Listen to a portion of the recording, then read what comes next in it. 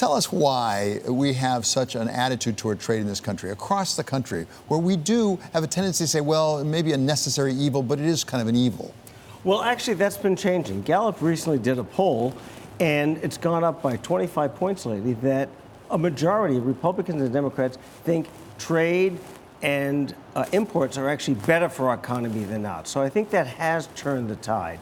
And now, oddly, I think Donald Trump railing against trade has actually, to some quadrants of our society, said, if he's so against it, maybe this is a good thing. So oddly, there's that contrarian thing. But I think that the benefits of trade, and that's why I wrote this book, are far and wide, whether it's in the produce aisle, whether it's in the iPhones we use. Yeah, you go through some specific products. I picked 6 products to say this is how trade has actually benefited us and made a difference in our lives.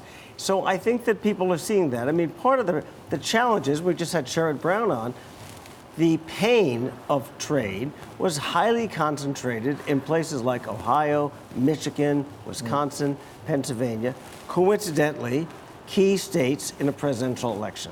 So I think that's one reason this has stuck with us so much for so long. You have certain myths that you try to disabuse of, and one of them is trade is a win-win. Right. You say, well, not necessarily.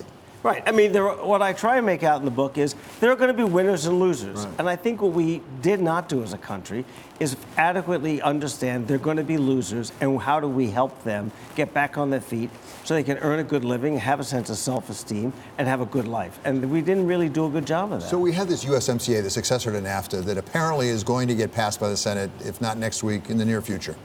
A good thing?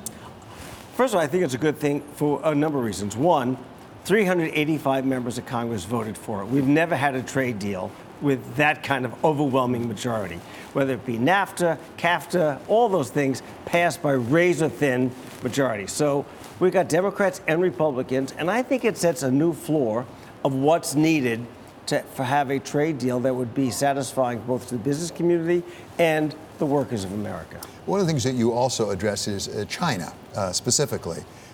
And the fact that President Trump is not altogether wrong in saying there's some unfairness, whether it was done on purpose or not, there's some unfairness built into the system. Well, David Brooks said something to the effect, Donald Trump has all the wrong answers for all the right questions. And so China has not been a good actor. China has not been the best partner. We had hoped China would embrace more free market and would be more open and a more liberal society. That has not happened. It has raised a lot of people out of poverty. It has kept inflation at bay in our country. We rely on the Chinese supply chain, whether it be the iPhone or penicillin or a number of other products. So we have to find a way that we're going to make this thing work. And the idea of decoupling from China, I think, is just a crazy idea.